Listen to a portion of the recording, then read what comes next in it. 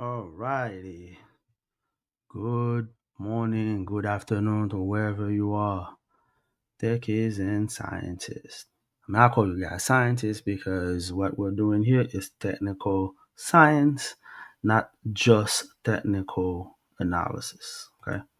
So that's why I say techies and scientists. All right, let me know if you can hear me loud and clear. Obviously, what I'm going to do is do some sound check, making sure that everybody can hear me. Give me a second.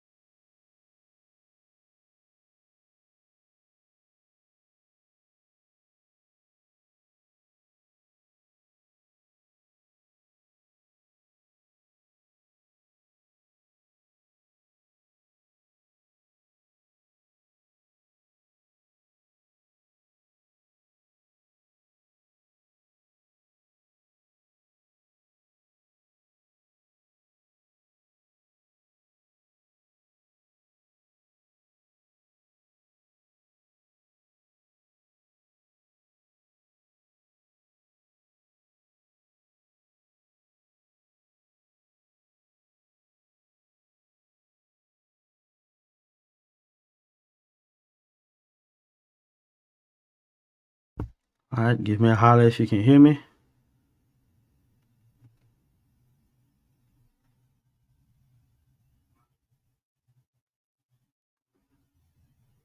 Okay.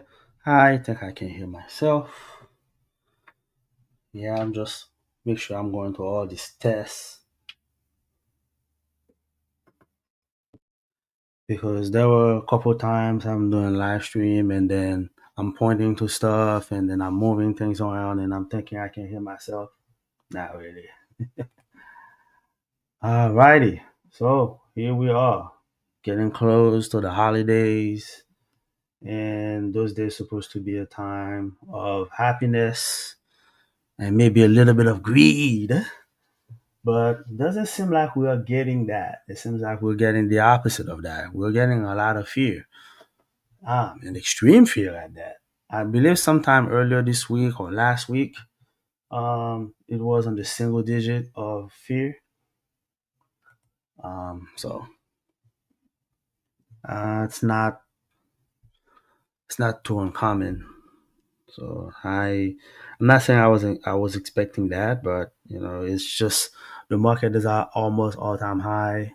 There were no major technical analysis level that were broken to say that price is going to careen a lot lower than that. There's no sell program. So I'm not sure what's triggering the fear. I think it's because of everything else going on. You have WAR, wars the world, and then there's just a lot of uncertainties. So I think that's what's causing all this fear, to be honest. So but regardless, fear or not, we're going pushing through. You still got to trade, still got to make it happen. Yeah, I think I can hear myself loud and clear now. Good. All right. So what are we going to talk about today? So this indicator, greed and fear. This is mostly for investors. So I used to use this a lot. And it's usually one of those times when there's a lot of fear. That's when I would strongly advise to invest, but just don't go blindly and invest. Yeah, when people are greedy, that's when you need to sell. When people are extremely fearful, that's when you probably should buy. And this is probably very closely related to this indicator right here, which is the VIX. I mean, the reason why you're seeing all these fears because also of the VIX, and this is that indicator. I mean, it's been elevated for the past few days. I mean, let me see here. Since I would say since November 12th, it's been climbing and going up. It shows a little bit sign of retracement, but it steadily went back way up. And I think I'm anticipating a little bit of selling off today, or maybe a small retracement again. So that indicator here, once this elevated, it's also signal greed and fear also at the same time right here. So these two indicators are closely related. And as you can see, there are a lot of indicators that are very closely related. So if you're looking at the VI, the VIX, and then you're like, I don't understand what's going on. I mean, there are some key numbers that when it reach it, I mean, it's total pandemonium. Like for example, if the VIX reach the level of 42, something like that, then this is complete pandemonium. That means the market is melting, and you'll probably be best to position yourself to buy because what usually happen, we already know by now what goes up must go down, what goes down must go back up. So, which is why I say when you see the market is melting like this, it's probably a good idea to put yourself in a position to buy. Yeah, so some of the key level to eye on is if it's your level 42 or 47. That's when you probably need to worry a little bit. Like, like the house could be on fire or something like that. It's not just smoke coming out. I mean, right now you see a little bit of a smoke. Like for example, if the VIX go higher than 25, then I'll say yeah, there's a little bit more smoke coming through. I mean, but it seems like it is. So we have to watch out for that VIX. And then the dollar is strengthening, and as you can see, if the dollar is strengthening, the VIX is going up, and more than likely you'll have all these instruments like the ES, the Nasdaq, and the Dow Jones that will probably go lower as well. And again, just because the VIX is going up doesn't mean you automatically should be shorting, but you need to find out those key levels to short from. Okay.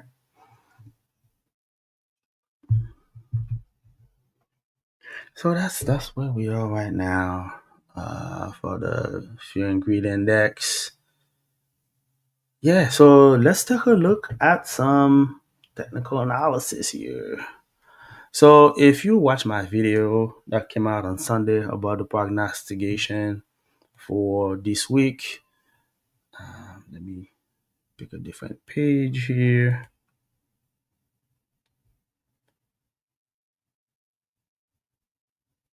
See, I have all these pages.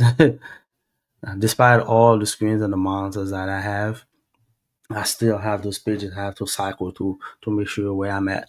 So I did mention on Sunday, what is today's date? Today is the 19th. So we had Monday on the 17th, on the 16th. Let's see here. So it seems like price kind of gap up just like I thought. Gap up, went all the way up into this bearish fair value gap right here. Okay. And it's been falling off since then. And this is what I mentioned in my forecast. I said price will more likely get into this particular area, maybe the half of it, and then fall off. But if it's well animated, I mentioned that it will get to the level of 25,515 and probably all the way above to, let's see, 25,710, and then it'll fall off. But obviously, it just got right short into that gap right here and then fell off. So to me, this is a sign of extreme weakness. And I'm looking at this and I'm like, I don't know how far up you can go for today, you know? So yeah, I'll be very skeptical about making any big move, any big trades today, especially right now. And we have FOMC or the Fed talking around 2 p.m. So I know we've been seeing a lot of price action when the market opened up at 9:30. I mean, it's been going up and up and up. I would definitely anticipate a retracement. I would definitely be going lower after that. Yeah, don't play around and find out. It will definitely be going lower. Talking about Fed stock, me, I like to kind of like blend in everything together. So Yeah, as long as we keep getting this data being delayed, um, it's gonna be. I'm not saying impossible, but it's going to be hard to make any forecast. We have an employment situation tomorrow, which will probably be delayed as well. Um, and I don't want to sound, conspirational right here, but I think they're just delaying all this information because they know the numbers are really bad. I mean, I think I've overheard that the U.S. government at least is open back up, so those numbers should not be delayed. But just because it's open doesn't mean everything is working right away. It's gonna take a while for them to process the information. I think this is just very reminiscent to what happened in 2020 with the to the beer flu. So I think they're just setting the tracks to reset everything. So you cannot tell me otherwise. I think they're just resetting everything, and then they're just using this as an opportunity to transition over. I mean, with all that, we have a lot of power outage coming up. So when you're trading, you need to know all this information because this is affecting the way you trade, which direction is going to go. Yeah, you kind of like need to be on the breast of all this information that are happening. You cannot just be a one trick pony and be on the charts and stick your nose all up in the chart. Yeah, this is not going to work too well in the long run. You need to be aware of everything that's going on so you can make the right decision. Okay, so I think I've done enough rambling for today. Oh, so what I wanted to cover is that we have FOMC at 2 p.m. This is probably going to be a dual trading strategy here. So whatever happened on 2 p.m., you'll see a lot of flickering or price action going one way. But right around 2:30, 2:45, even it can be delayed all the way to 3:15, you will see the reverse, okay, of what happened at 2 p.m. So be mindful of that. I'm not saying it will happen, but anticipate that. Just because you see it going down very aggressively or going up very aggressively doesn't mean it's gonna keep doing that for the rest of the day. It'll probably be reversing at some point. Just be mindful of that. I don't know what's gonna happen on this. Usually, those two usually come in separate days. You have a non-farm payroll. I think that's non-farm payroll. Employment situation. What's today? The 20th. Yeah, I'm looking at my calendar here. It seems like we're supposed to have that. Huh, interesting. We're supposed to have that on the 5th of December or the 7th of October. I mean, the 7th, yeah, the 7th of November or the 5th of December. So they've been making updates on this. So again, this is what I'm saying. Like everything is just off. Everything is being torn off. There's not a lot of data to make good decisions about. Uh, I don't know what to make out of this for the rest of the week for non-farm payroll. It could be something spectacular or it could be nothing, just like last week. So we'll have to wait and see. Let's see here. Okay, let's go back to that chart. All right, so what do we have here? So we did have the value gap here, and it looks like it's trading below it. It trade inside of it and then went below it. Let's see if this is the right page. And somehow this always delay while I'm trading. Like when I'm going live here, that's when it's always like delaying. There you go. So we have a daily bullish breaker fair value gap, kind of trade above here and then trade below, and it looks like it trade into it slightly a little bit, and it looks like it's pulling back. Um, so that's why I will watch out for that. So we have this wick also on the daily, trade below the half, and then we have all the bodies above the 25% of this wick, and I'm talking about this area right here. This wick for the 17th of October, trade below it, and fail. And then I think it's probably yesterday kind of slightly got below this one. Yep. And then now it's trading back up. Yeah. So more than likely, if you are looking at the 5 minute chart right now in front of you, what you will see, see here. Let me put this one over. I know I'm getting you guys dizzy with all of this. So what you're seeing here, let me make sure I can.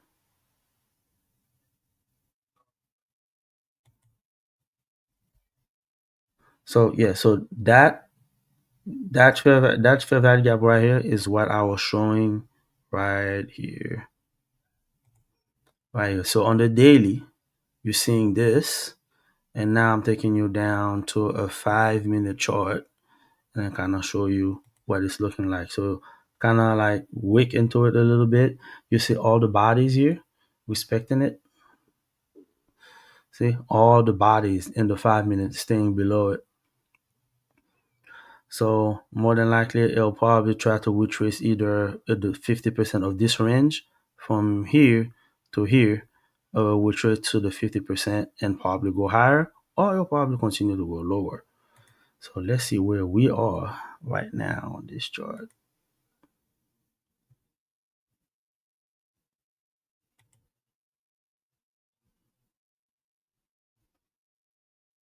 Yeah, everything is just like delayed. Even the thing on my chart is being delayed. All right, so we're still at a premium. So I would anticipate that it'll go to the level of 24,780. So more than likely we'll go short from here. And with that being said, I think I got a clear direction of where this is going. Before I jump into the seasonalities, let me see if I can place a trade. Really?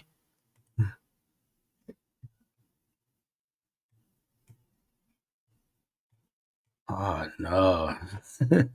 Yeah, this is not my favorite right here. So this is to me, when I see those, I don't want nothing to do with it.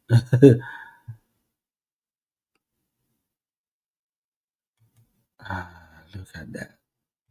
Isn't that nice and sweet?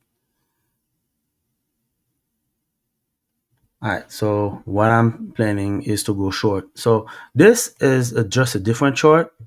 I'm just using Ninja Trader, and before that, I was using Schwab. So right now, I'm just using that whole chart just under 1 minute, and then 24,780. That's where I'm anticipating that it will probably reach for. You know what? Looks like it's probably gonna take off right now.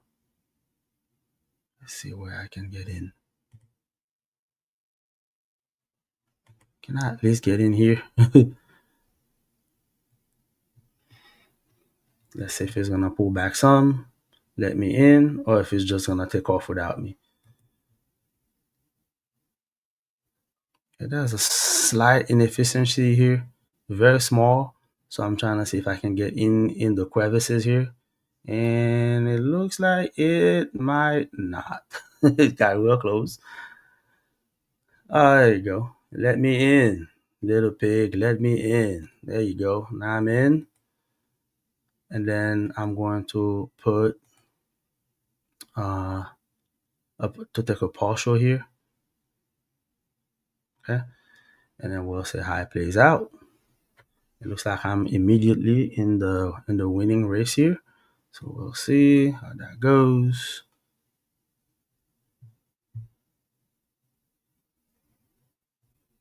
I feel like I forgot to do something today. I wanted to go live on vertical and horizontal platform, but it looks like I forgot to set it up that way.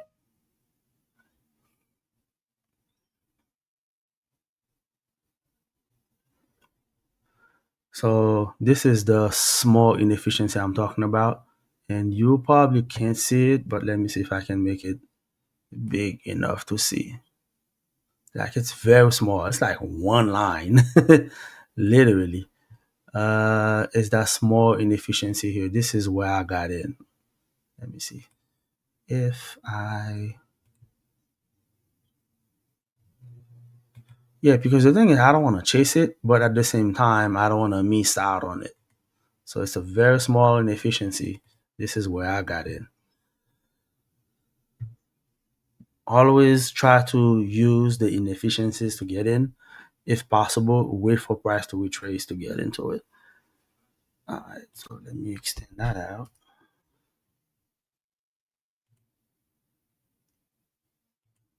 Yeah, it's very small. Well, sometimes you gotta squeeze in where you can get in.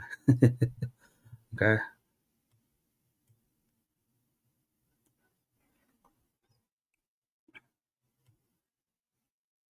so I wanna show you exactly where I wanna take a partial off. Why this area is because there is this gap here, and I believe this is where it's going to get in, and then do a quick bounce off, or it may bounce off earlier, and then just go straight one straight shot down. So we'll say.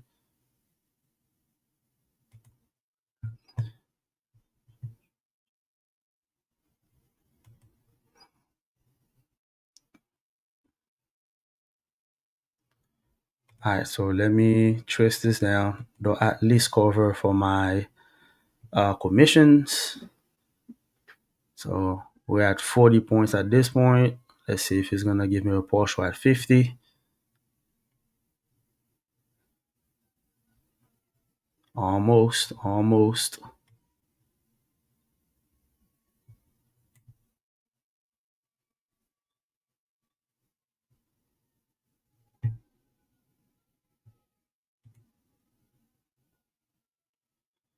And that's the part I don't like. It got real close to it.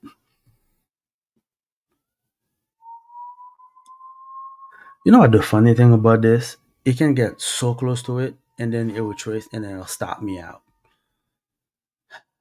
Watch it happen. Watch it stop me out. But again, we have the 50% level here. I'm expecting it to go that much lower. But I mean, if you could at least give me that, and then which is higher, yeah, I can't control this. I can only control myself. The thing is, I don't want to trace it too low because I feel like it may just bump into my stop loss. It's done that many times before. Thank you. Yeah, 50.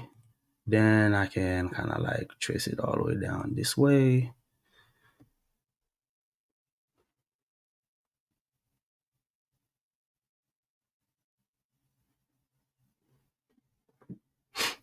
Now, why did I feel compelled to quickly get in? It's because I was looking at it, it's taking its time. It was trading efficiently here. Talking about trading efficiently, this is, if it were in real life, this is what it should be trading as, like this all the time. Like it's trading efficiently.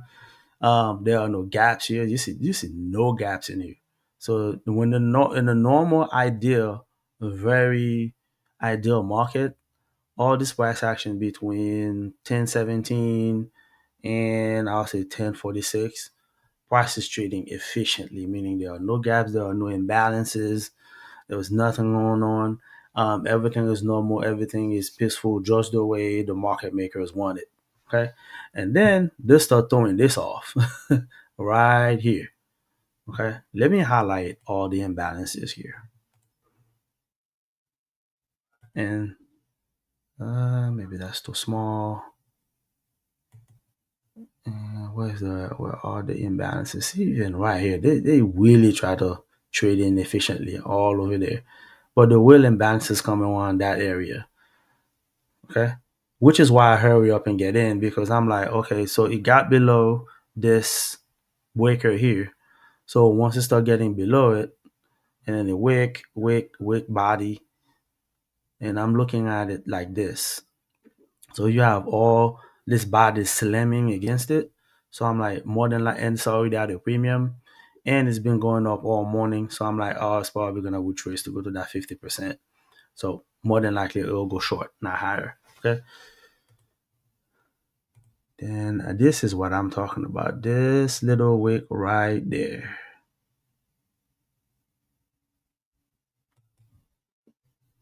Yeah, so once we have all these bodies slimming and the half of that wick goes below, then higher, then boom, they make that first attempt to disrupt the market. Okay. And then went up, trade efficiently here. And then boom, I'm like, you know what? That small inefficiency on the left hand side, this is where I'm gonna squeeze in and get in. I did not chase it. You can rewind this if you like. So this is about 90 points. This is a pretty good trade. I like this. So now even if it would trace against me, I already get a partial for 50 points.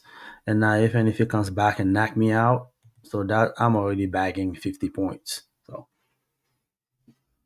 let's see if he can get me closer to 100 points. Yep, that would be 100 points on the NASDAQ. Come on, you got well close. Come on. There you go. That's what I'm talking about. Yeah. Yeah, baby. So we got that in. So once you get that, you'll probably gonna see a little bit of a bounce back up. Well, where is it going to bounce back up into? In this particular inefficiency area here. And I'll probably just keep going lower. Why not? Let's see. And I'm gonna make this one purple. The only reason why I'm gonna make this one purple is like it could be a support to go up, or it could be resistance to go lower. Okay, so it's like a red and blue type of thing. So I kind of make it purple right here.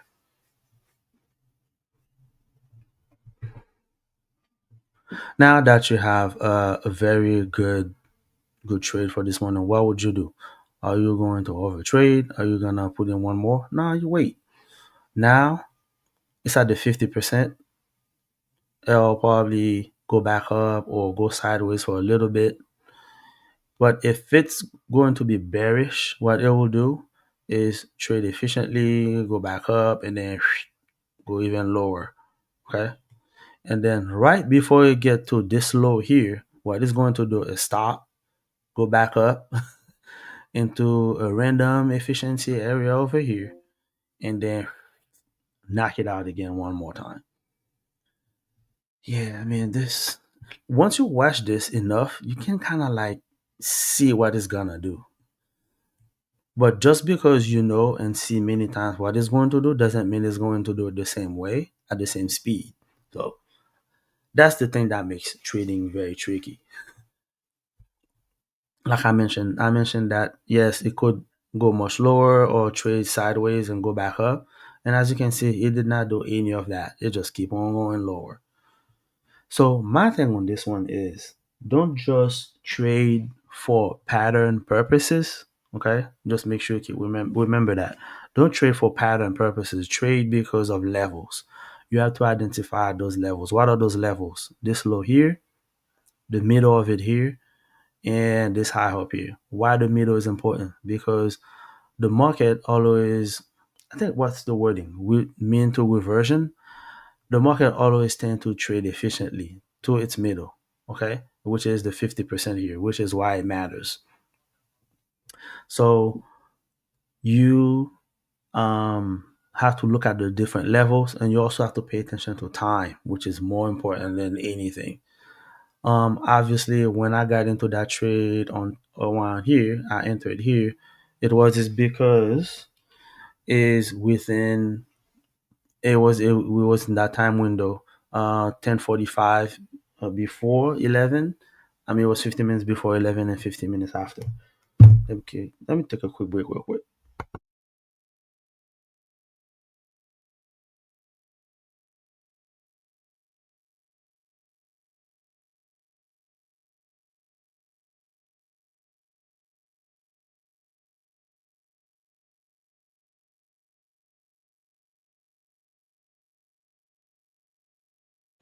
I apologize for that. I thought it was an important phone call, but it wasn't. Yeah. Yes, guys, I got a real life.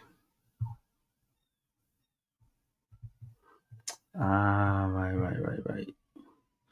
All right, let me open up the comment section, see if anybody have any questions. Oh, it looks like we have a comment.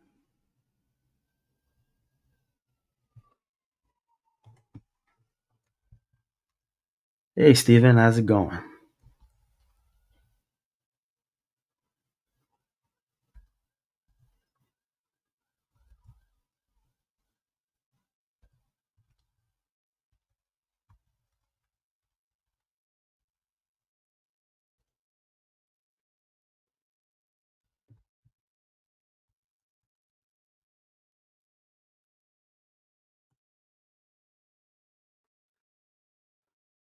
Yeah, sorry for the delay. I was just rambling and talking, and I wasn't paying attention to the chat. So thank you for your patience here. Let me know if you have any questions, anything else you'd like to see, or anything else you'd like to discuss.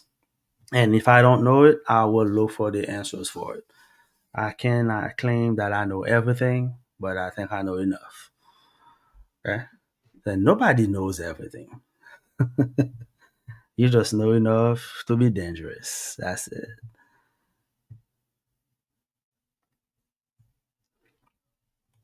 But anybody listening, if you have just if you have any question, throw it in the chat. Like, comment, and subscribe. And I will make my best, to cover any topics that you'd like me to cover. And I know the holidays is coming up, and I know people are going to be busy out there. So be careful. Next week is going to be Thanksgiving. I'm not anticipating a whole lot of action coming up on next week, but I'll be going live on Tuesday. I believe it's on Tuesday. I'll be going live, and I may take some questions that you may have. All right, so typical area where price will just go sideways here. Yeah, typical. On the 50% range, you'll see all of that. And then, which is why once you get in the middle here, I usually stay away. I don't try to get back in. I'm not trying to get under the lake or anything like that.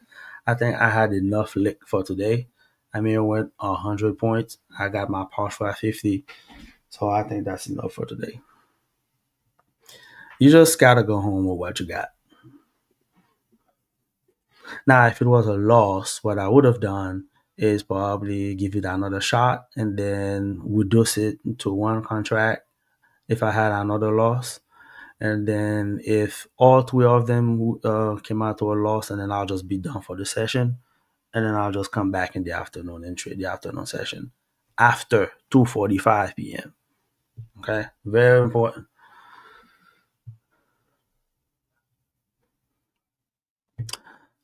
So let me mention something really quick here about time distortion.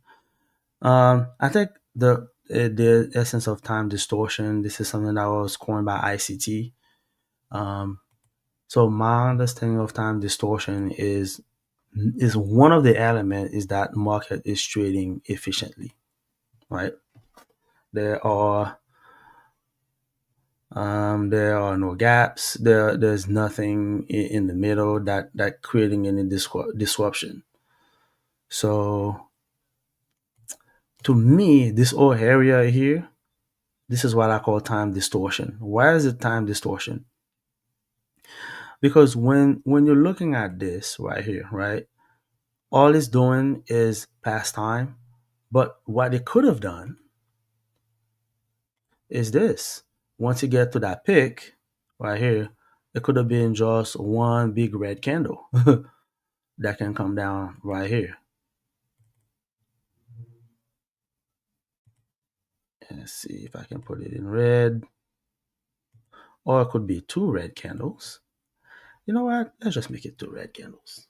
That's maybe three. Okay. So we got one, and then no, I know it's three of them. So we got this one, and then oops, it's too big. of a candle.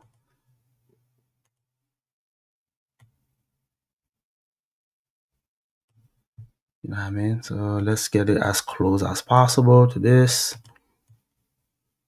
So it could have been something like this. Why not? It could have been in about 1, 2, 3 minutes, it went down. And then one first up in 3 minutes, you get the equivalent of all of that. So which is what I call time distortion. Like it's chopping you about. So a lot of market makers or people that are moving the market, they are adding to their position, give them an opportunity to go short if you know what you're doing.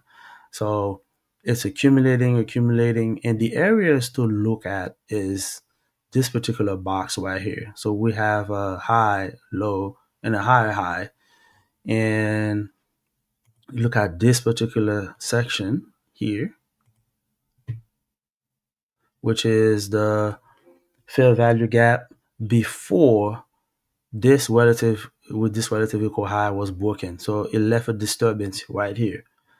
Boom, went up, dip into it, went up one more time. Let me see, was there a gap here as well? Oh yes, there was. So and then you have one more gap right there. And I'm gonna make sure I highlight all of them.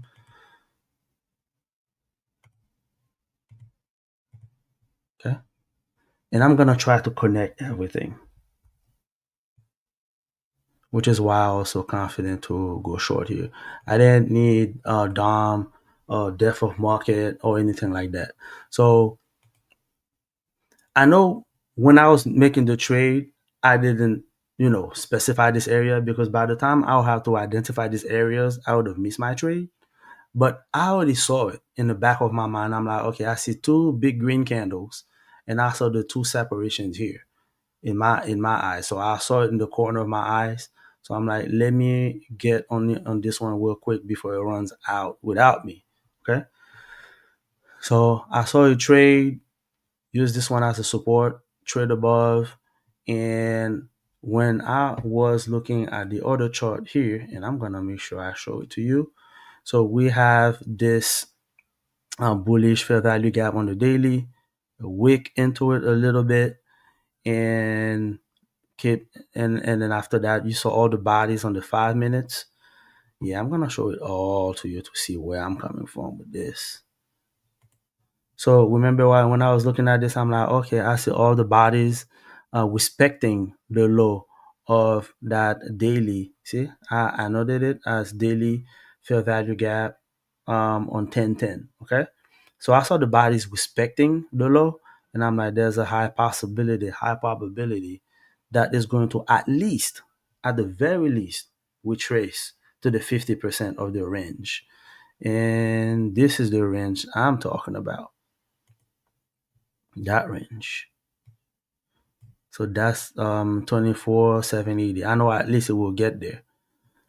But if you're impatient and you want to get in real quick, and then you see this, and then you think it's gonna go up, and then you keep reversing, or you're not sure what it's doing, it's gonna chop you up. Because let's be honest, what would you like to see? I think everybody would like to see this particular scenario right here.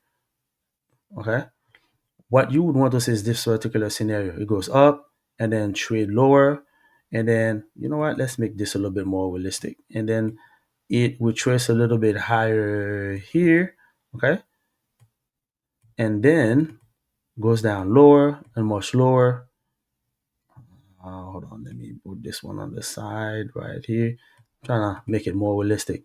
And then it goes up and then trade lower and then open up here and then maybe a wick a little bit here and then go lower. Bam. In 3 4 minutes, you got your trade in. That's what I want to see. That's what every traders want to see. But unfortunately, you're not gonna get that. You will more likely see this shenanigans here than this. Like when you put your trade to go short here, if you decide to go short, let's just say from 24,952, what you would want to see is these red candles down here. This one here, this one here, and then this one here. But because of the market's tendency to trade efficiently, you're gonna get all that.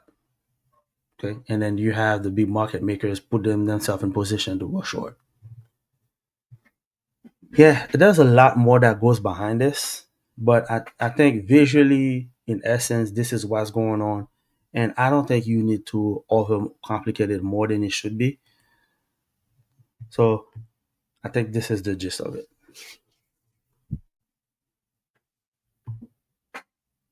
Now, the only reason why I wouldn't trade in this particular area because at this point I'm not too sure what it's going to do. I don't know if it's gonna decide to go up. The probability is significantly less. I had a lot more confidence in this area than in this area.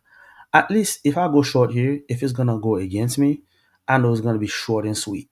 I'm just gonna throw my stop loss right here, and then if it's gonna retrace against me, it'll be quick, sudden, and fast. Because normally when you see all this pieces being chopped up here, when it retraces, it's gonna be quick. I mean, you've seen this happen to you, right? You put your trade here, you go short, and then all of a sudden, it's just retrace and stop you out. It's because of all these chunks here, all these wicks over there. In order to get over it, it has to trade really fast to get out of it. So, which is why you'll see the same thing here at the bottom.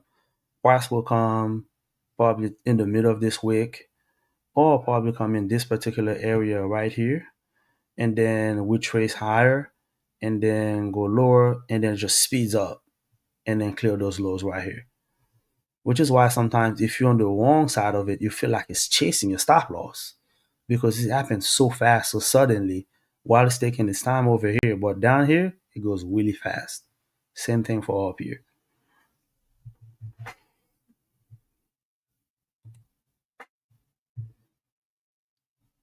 All right. So that's that. So my thing is, right now it's getting close in an area. Maybe I would anticipate if I was confident that this is going long, that 70% chance, that 70 percent, 70 50 area, this is where I would more than likely go long. But I am not confident this is a long day today. This is not a bullish day today, so which is why I will refrain to do that.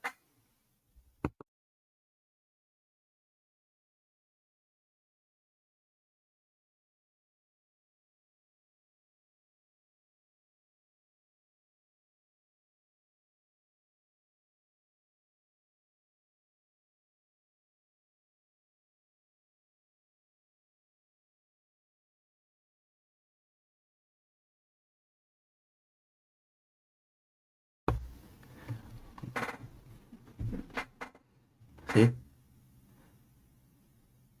it's one of those days I feel like it's just gonna keep going lower and lower. So it's not high in the premium for me to go short because it can go here and then cloop, stop me out. Or if I say I'm gonna go long, it's gonna act like it's going up and then hope stop me out. So it's in that limbo area. And it's also not the time for me to do it. So right now it's at 11:13.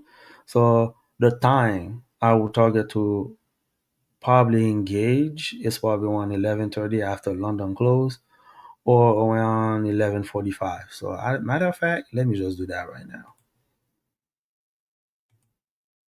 Just around 11:45, that's when I will position myself to see, okay, is this a good area? Is this a good opportunity to place a trade? 11:45 all the way to 12 noon. 12:15. And yes, it's called futures. Trading is about predicting where price is going. You're trying to forecast using the best logic, the best analysis as possible. Now, optimally, if I were to go long, I would want to go long in this particular area right there. And I am providing you this particular scenario. So I'm giving you the tools. At least right now, you can have a time, like a setup, a mind frame, a logic you can follow. And then over time, as you're doing this, whether in your simulation account or whether you're doing it in your simulation or your funded account, now what you're gonna need to do is over time you need to refine those logics, right? So see what went wrong, and then you make annotations, just like I make all these annotations right here. See all of them, all these annotations right here, and it never stop. It will never stop. Now you may slow down, not do it as much, but you'll never stop because this thing is constantly changing. But you know what's not changing? The levels. All the patterns and the shapes, they're all going to change. The speed and everything and the weight. What's not going to change are the levels. The those highs, the middle, I mean those lows, the middle and the high. And then areas where the highs are broken, like this area right there. Okay. And then the areas where the lows are broken, like in this particular area right here. Those levels are very static. They will never change. They can have all kind of patterns going on around there, but at the end of the day, those levels will be respected or disrespected. Either way, it's gonna give you a prognostication and a forecast on what to do next.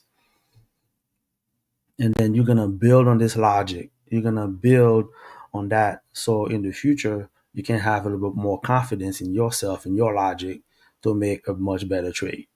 It's a day by day, just like your job. You working in your job the first day, you're not gonna know what to do. They're gonna counsel you, they're gonna give you training, they're gonna pair you with somebody who's been there before, who knows the ins and out.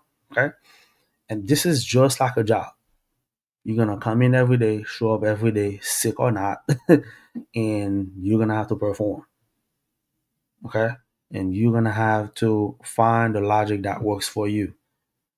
Whether you use bookmap, depth of market, whether you use VWAP. I mean, as you can see, I don't use any of these indicators. I'm not saying they're not good, okay, but I haven't incorporated them enough in my trade to find them useful. I think the only one that I've used is RSI and William Person R. I have used the 200 daily moving average, and this is for a long-term investment. When I'm looking at my portfolio and I'm like, okay, I'm trying to find an area of support or resistance within that 200 exponential moving average, I use those. And it's not like I rely on it, but I just kind of use it as a checkpoint mind frame. But I usually go with those level first. And then I try to see if the 200 moving average, the RSI, I don't use the MACD, I don't use the profile. I've seen people use it. I've watched, people say that it's useful to them, but at the end of the day, I don't find it to be the end all be all. I mean, nothing is the end all be all, but I just look at it. I'm like, yeah, doesn't work sometimes. I mean, just like people can say what I'm using here doesn't work. Okay, so you just at the end of the day, you just need to find enough tools and tools to use that's going to work best for you. So what I'm using right now is we have a low and a lower low, which creating a bullish breaker and a break above here.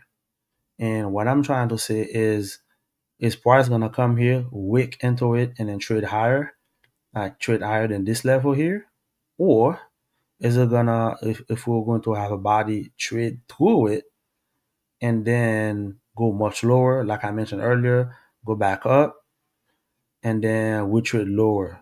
So that's what I'm trying to say. I'm trying to find out what is the likely scenario here. In this area right here, what I just highlight is in a particular, very, very particular area right there. Actually, you know what? Yep, I got it right. So to me, until it got into this area here, I'm not gonna do anything. And as you can see, it's not doing anything. Once it got below that 50%, what has it been doing? Crap. Nothing you would want to participate in. All this is doubt, fear. This is another time distortion again. All this back and forth time distortion. All right, so we're getting close to 11:30 here. Let's see.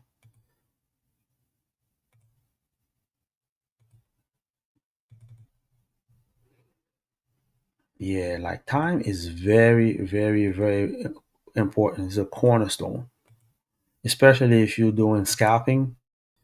Yeah, you definitely need to understand how time works for you.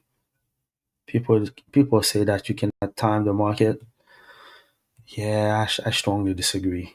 I mean, we've had a lot of people in the past who've been able to time the market. Nancy Pelosi has timed the market, even though she has insider knowledge, but she can time the market. You have Michael Burry, you have Warren Buffett. I mean, the list go on and on. They can time the market. Now, you may not know how to do it. I may not know how to do it all the time, but most, yeah, if you've been looking at this critically, like I've been doing it, let's just say at least a year, you can see spot where you can time the market. And I'm just saying a year, just to be modest. Okay. So, so especially people who've been doing this for 5, 10, 30 years, you're gonna start seeing the patterns and then you're gonna see it repeat over and over again. Something that you see at first that is very complicated, all of a sudden it looks like, oh, it repeats. It goes up into a daily fair value gap and then it retraces. Where? To the 50%. Does it do it all the time? Yep, almost all the time. Which gap? The most important gap. I just mentioned it earlier. Those gaps right here. These are the most important. If you would like to know which fair value gaps are more important, start with those. Start with those gaps. Those gaps around the breakers. Start with those gaps and then expand your knowledge after that. And then the next one I would say is those big gaps, okay? Those big gaps after the 50%, before the 50%. And then when you're looking at consolidations, you want to take a look at the gaps before the consolidation and the gap after the consolidation. Okay? So I've given you what? Maybe three different types of gap we're talking about here. The gap before the break here, the gap before the 50%. Where's that? Is this one right here? And what's the next one? Or this one right here? And as you can see, look over there. Okay. What's the gap before the 50%? Let's just find a clean one before 50%. Right here. Now you may say, well, when it was trading up, I did not see the 50% here. But it was there. It was scripted to be here. That 50% was scripted to be there. It's until you see it after. Just like a lagging indicator, they'll show you what happened after. But that 50% was already scripted to be there. Some people know that the 50% will be here before you even get there. I do, but I can't tell you that yet. Yeah, so there's that.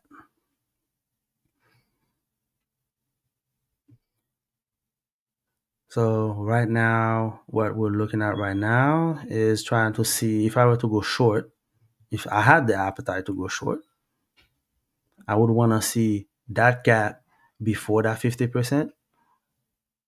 Okay.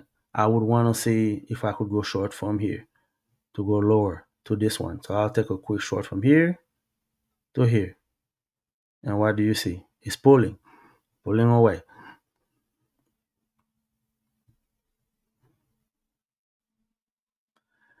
Where's the gap within that 50%? Uh oh, that's another gap.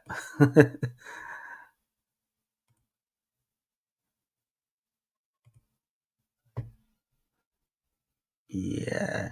This one is definitely important because there's a wick behind it. Yo. Whenever you see one of those fair value gap here, if there's a week before or after it, there's a high probability it's gonna return into it, especially if it's in that area. Okay,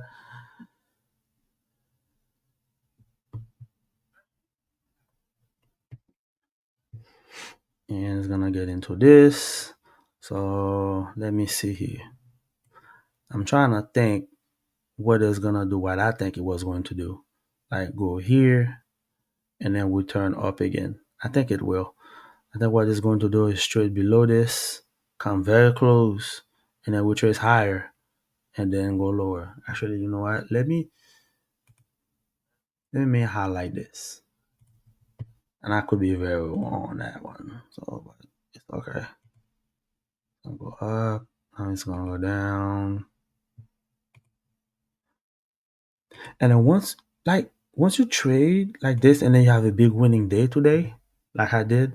This is what you can do. You can kind of like go on your chart, and then you predict what can happen next, or you jump into you jump into your simulation account, and then you say, okay, you know what? I think price is going to do this, and then it's gonna do that, and then when it works, and then if it's working, you be like, okay, all right. So what makes it work this time? Is it that or is it that? And then you take annotation, take screenshots, you print it, and then you study it over the weekend.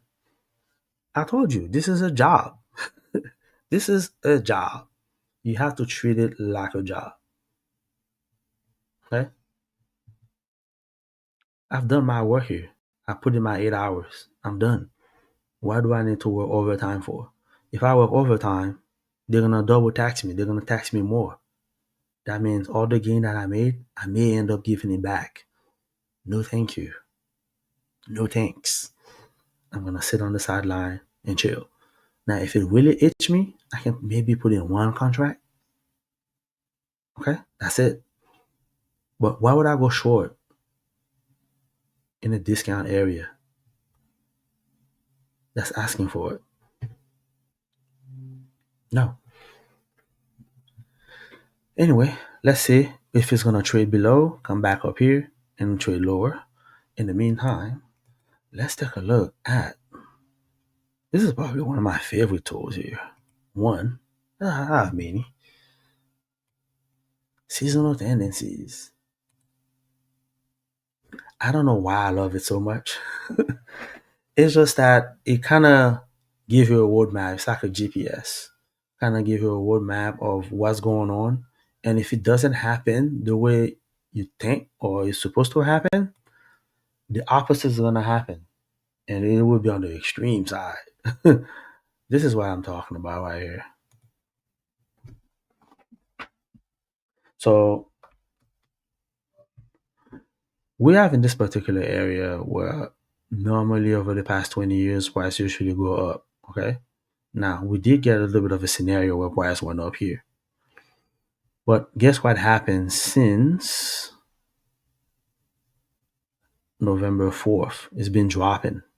It's been doing the opposite and it's been dropping significantly. So if price is not going up the way it's supposed to, guess what it's gonna do?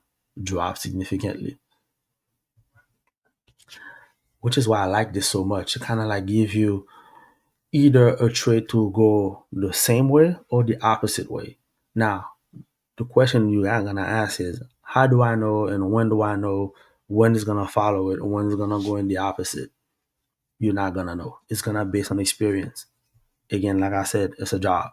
You're gonna have to put in the work. You're gonna have to get the experience. You're gonna get written up. They're gonna write you up. They're gonna give you a discipline. They're gonna give you a pen slip. You're probably gonna have to take a step back. They're probably gonna send you home for not doing the assignment correctly.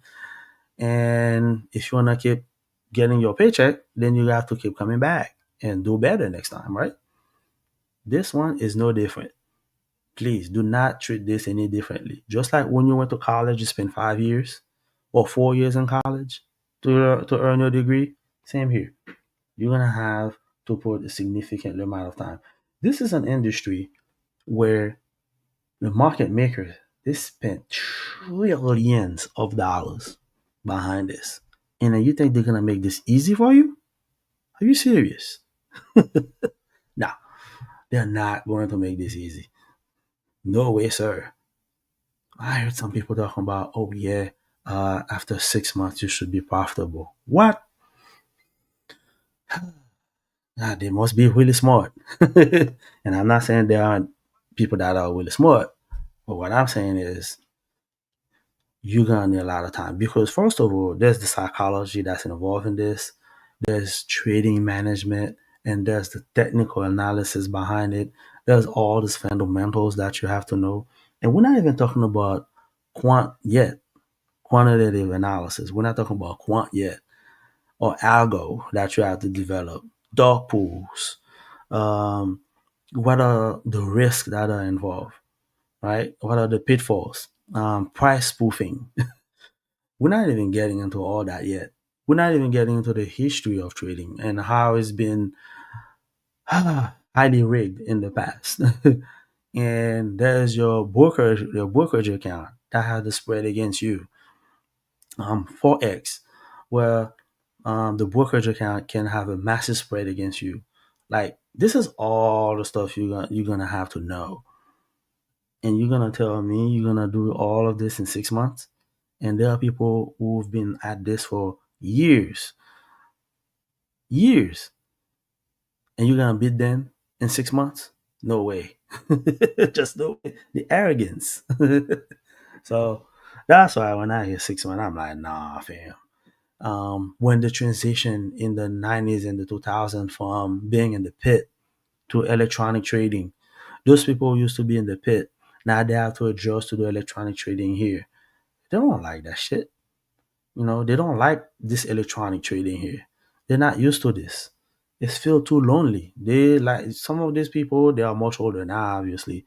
They like to be in the pit and making all this cry and making all these calls. They like that feelings, the intoxicating feeling. They can't adjust to this. So, and it's gonna change again, with the advent of AI, and they're gonna make this a lot more sophisticated. Um, with the clearinghouses, they're probably gonna change the time windows when they're gonna deposit the money into account. Yeah, the clearinghouses is all like when they're putting the orders in, it's not like you and I go in with just two contracts. They have to schedule that in. And there's a very specific time where they have to put the money in the market. So when you see the sudden move, it's them dropping a little bit at a time. And those time is usually between 10, like the 10 minutes before the hour and the 10 minutes after the hour. hmm That's why those times are critical. I mean, think about it. Usually see the massive runs right around those times. Every now and then they'll skip it, to throw a monkey wrench at you so you don't discover the pattern, because other than that, people will get rich. They don't want you to get rich like that. They don't want you to discover the pattern. Okay. So there's a lot that you need to know. A lot. And then there are the SMT divergences. How you know the difference, the VIX, what it means. The signals, the tick signals. What does it mean? Okay.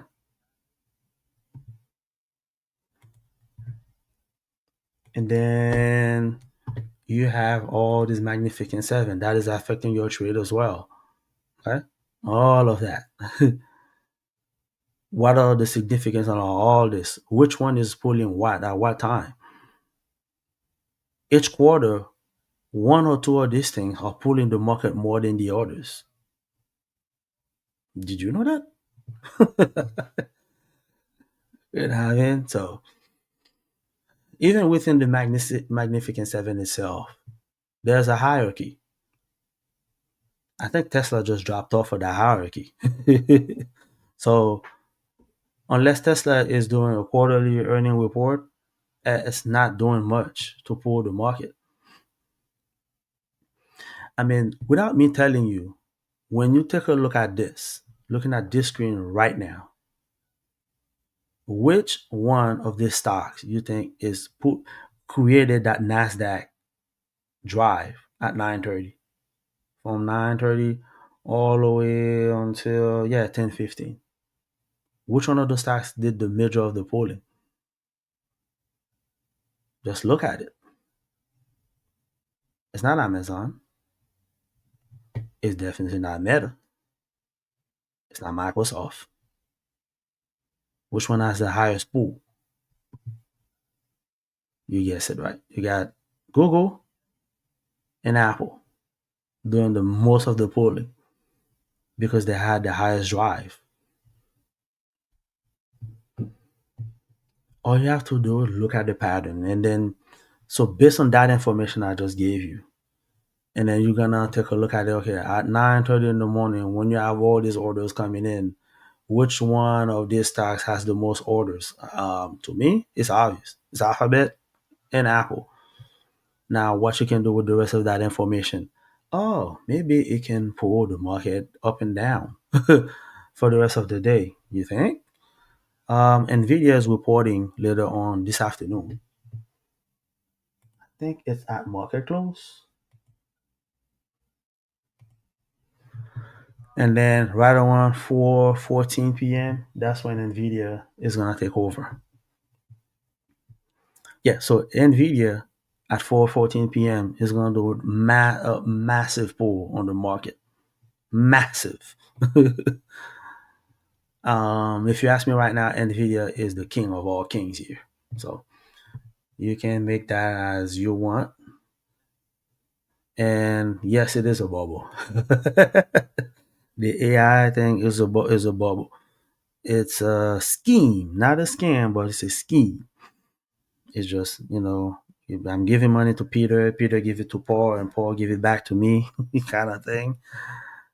It's nothing new. It's been going on for a while, so nothing new here. Let's take a look at. Oh, let's take a look at this one. Now, if you wanna see all the sectors in the market to see what they're doing, I'll advise you to take a screenshot of this. I don't quite remember what they are, but I know one is energy, one is financial, one is technology. Those are ETFs, and they kind of give me a broad overview of the entire market is doing. You see how many stuff you have to look at, and then you have all the stuff you have to worry about. How can I get rid of this? Okay, so no, it's not gonna take you 6 months. It's gonna take you a little bit more than that. I mean, is it really really important? I think so. May not be to you, but it is important. It's something to look at. Where are we heading overall? Which kind of fit into all of this?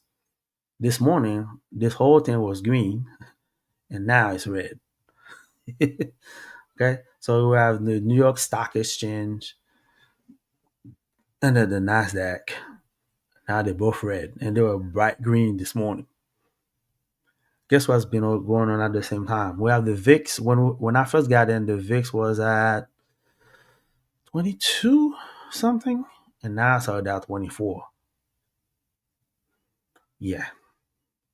And looking at this relative equal highs over here, I think it's gonna pop over this relative equal high and then get to the level of 24.97 and might take a break.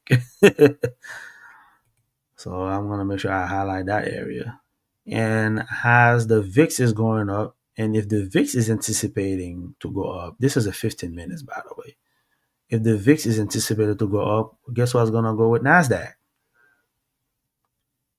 Yeah, that's right. It's gonna keep going lower. Oh no, wrong way.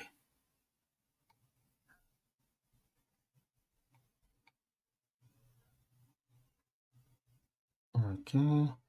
So I'm just wanna make sure I highlight. This is like a small slitter again.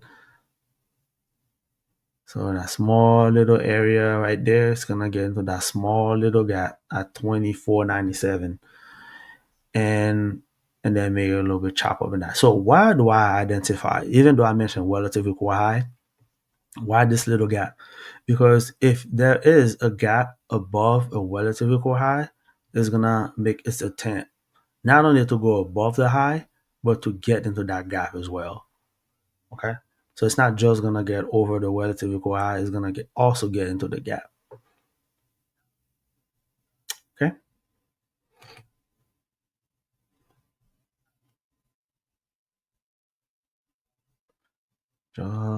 Just like here.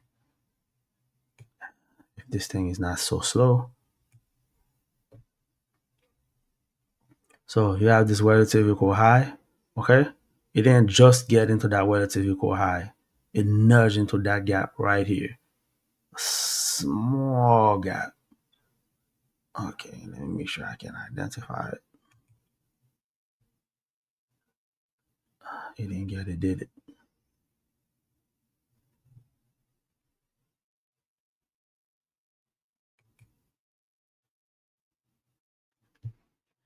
Yeah, these are the technical issues that I encounter when I'm not trading live. And then when I'm doing a video, I can cut this out, and then you don't see all this imperfection.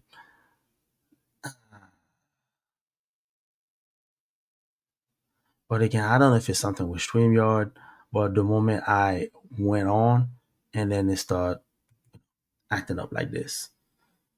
Yep, I lost it. Jeez. Really? I have a false. There you go. So there's a relative equal high here, and then there's that gap.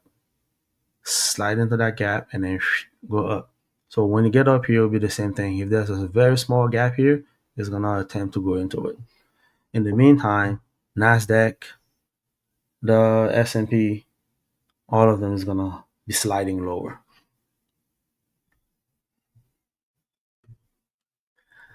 All right, so let me cover that one last topic here, which is going to be gold. Now, if there's something I was really wrong on, it's probably gold. Yeah, let's take a look at gold and see where we at.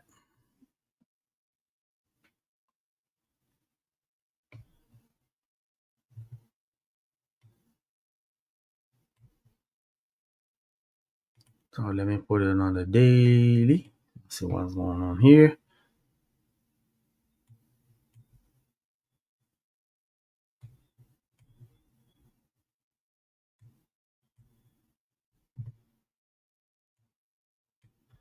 Yeah, it looks like so far I've been wrong on gold, but I don't know.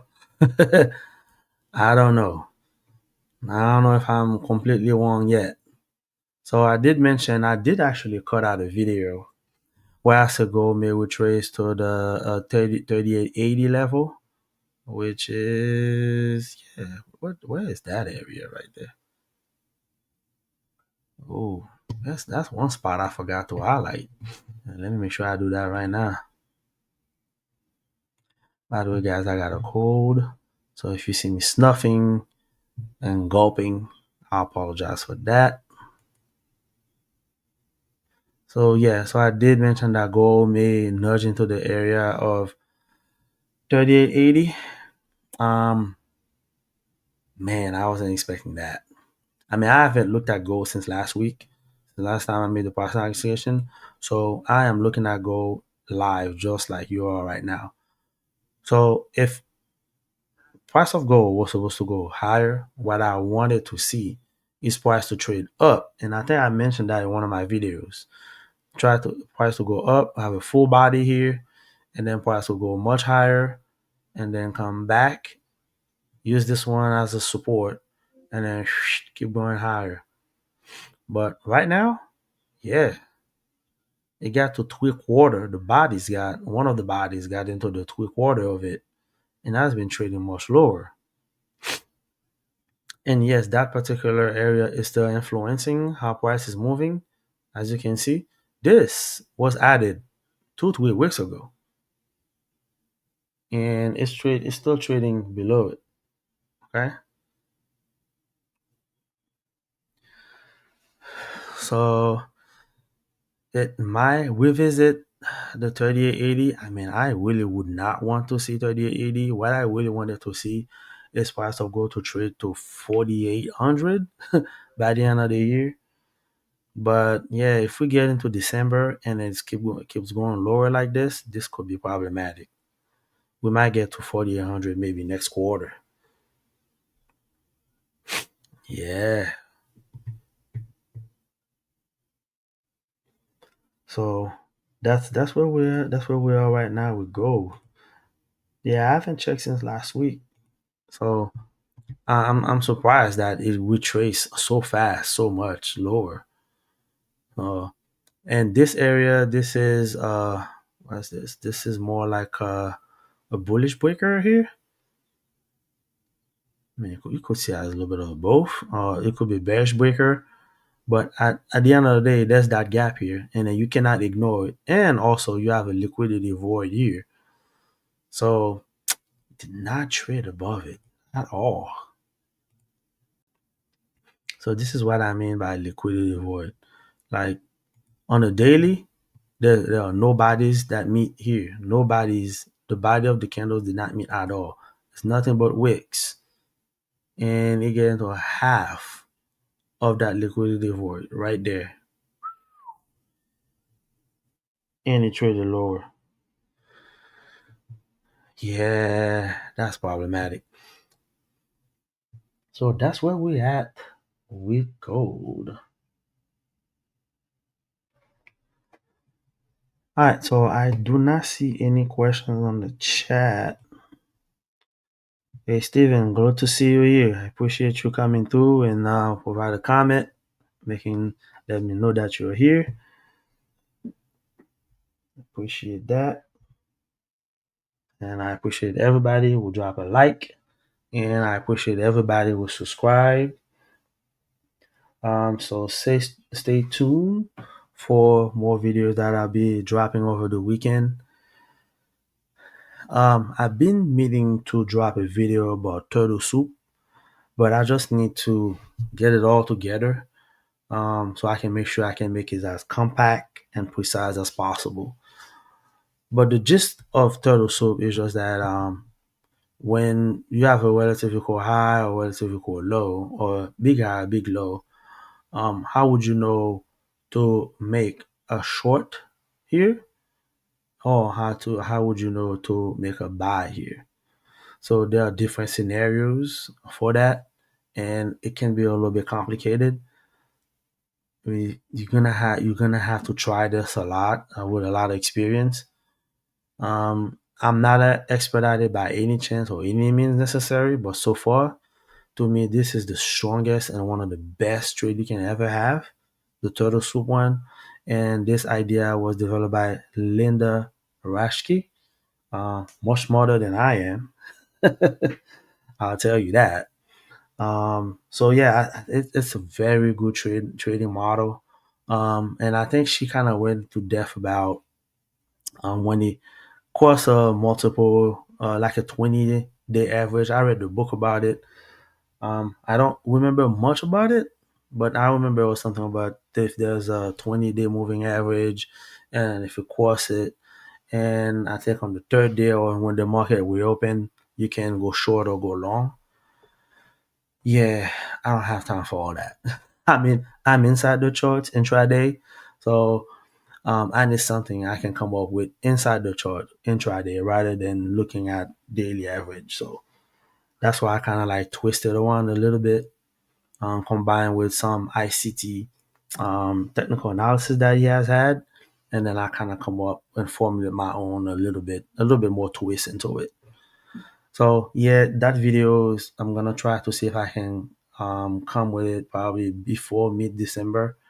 I just need to gather all the thoughts and find all the examples, and then provide all the accuracy for that. So I'll say stay tuned on for that, and then I will drop like a premiere for it when it's coming. Okay.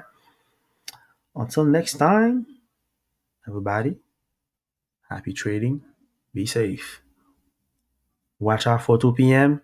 If you're in the market by 2 p.m., make sure you get out, or make sure you're in the right direction. Take care.